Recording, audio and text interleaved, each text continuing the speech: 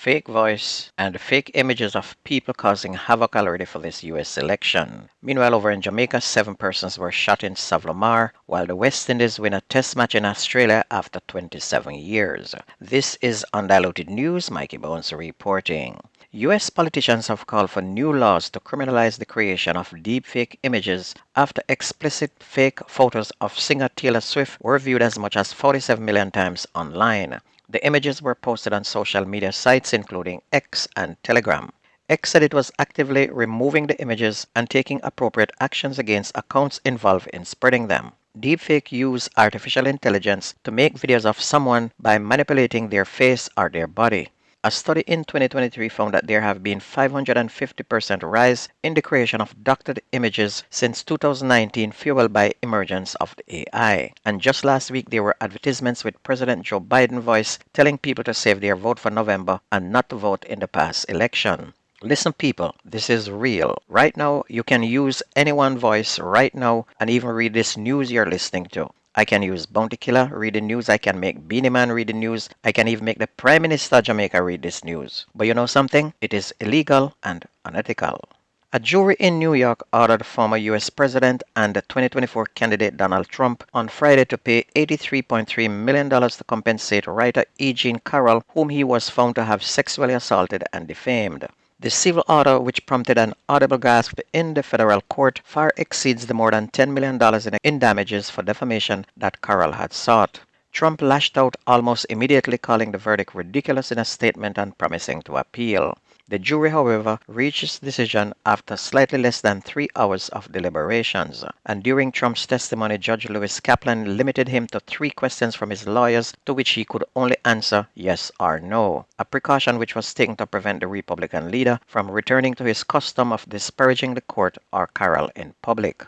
Trump separately faces multiple criminal charges, including his alleged attempt to overthrow the result of the 2020 presidential election, which he lost to Joe Biden, and he also now have a civil business fraud case where he's gonna be fined at least $250 million, which is coming up very soon. So we have smoke, fire left to come. Over in Jamaica, American Airlines conducted a test flight to the Ian Fleming International Airport at Boscobel in St. Mary in preparation for scheduled service from Miami starting next month. St. Mary's Western Member of Parliament MP Robert Montague said he's a happy man and called it a historic occasion for Jamaica. Montague also noted that they have been waiting as the airport received its first scheduled international flight in June of 2022 with the arrival of Inter-Caribbean Airways from Turks and Caicos Island. Ian Fleming International Airport is 15 kilometers from the scenic North Coast resort town of Ocho Rios, and as such, the airline and the Jamaica government are using Ocho Rios, Jamaica as the airport code for Ian Fleming International, given that Ocho Rios is known globally as one of Jamaica's major tourist destinations.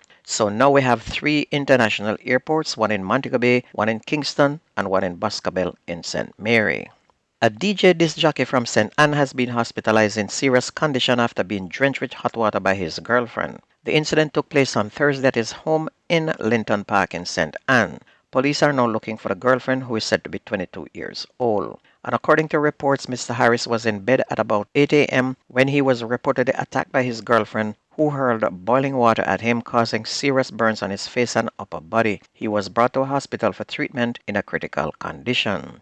There was also a heavy police presence in Nannyville Gardens in St. Andrew following a string of shooting incidents in the area Saturday, which left at least 2 persons dead and a policeman injured. It's understood that in the latest incident about 9 p.m., police were responding to the earlier shootings when they were attacked by gunmen. A shootout ensued between police and gunmen, and a policeman was shot. The injured cop was taken to hospital, where he was admitted in serious but stable condition. Preliminary reports are that 1 person was shot dead in the area early around 4 p.m., and the second shooting, which left the other person dead in what is believed to be a reprisal killing, occurred after 8 p.m.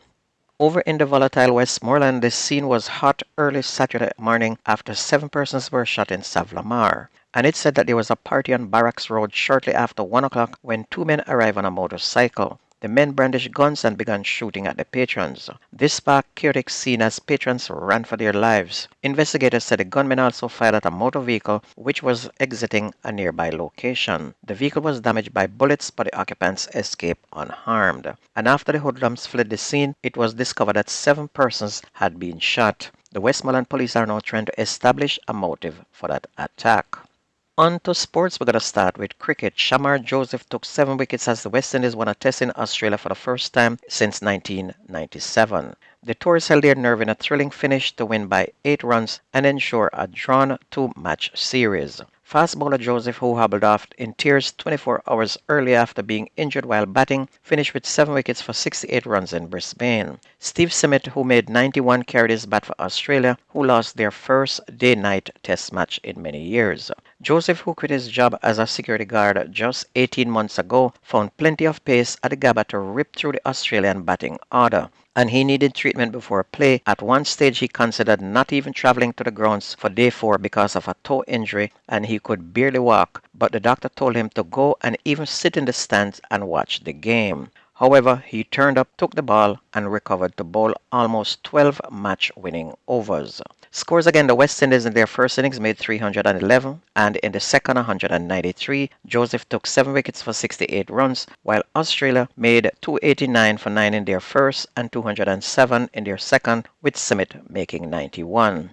Into football, in the JFF Tier 2 League, leaders Racing United produced another dominant performance as they beat last-place Premier League contenders Chappleton Maroons 3-1 at the Prison Oval on Saturday to make it win number 5. Over at Westport Park, Reno came from 2 goals down to earn a 2-all draw with Falkland, while St. Bess defeated Grace in 3-0 at St. Mary's Sports Complex. Elsewhere, Hopewell United had a 3-0 win over Portlanders at the Arcade Field. Baptiste Alliance had a 2-0 win over the winless Mid-Forest United, while Petersfield bounced back from their midweek loss to beat Falmouth United 2-1. And in Premier League, Mount Pleasant remained at the top of the Premier League on 35 points after a hard-fought game against Dunby Hole, squeezing out a 2-1 victory. Portmore also held tough in second on 34 points with a convincing 3-1 beating of Treasure Beach, who have 7 points. Also on 34 points and hanging in third is Cavaliers after a 1-0 victory over Montego Bay United, who have 19 points. Mullines United hold tough in 12th place with a 3-2 beating of 10th place Humble Lions, while Waterhouse edge last place Limehall 1-0 to stay in 6th place on 23 points. Limehall is woefully in last place on 4 points and now staring at a sure relegation. Tonight we will see Tivoli, who are in 5th place on 28 points. They will take on 8th place Vere United, who are on 19 points, while Waterhouse in 6th place on 23 points will battle 11th place Harbour View, who are on 16. And don't forget that the best news takes place on this station. If you ever missed the news, please go to YouTube, type in Jamaica Undiluted, listen, like, share, and subscribe to keep it going. That's going to be news and sports on your favorite radio station. My name is Mikey Bones. I gone.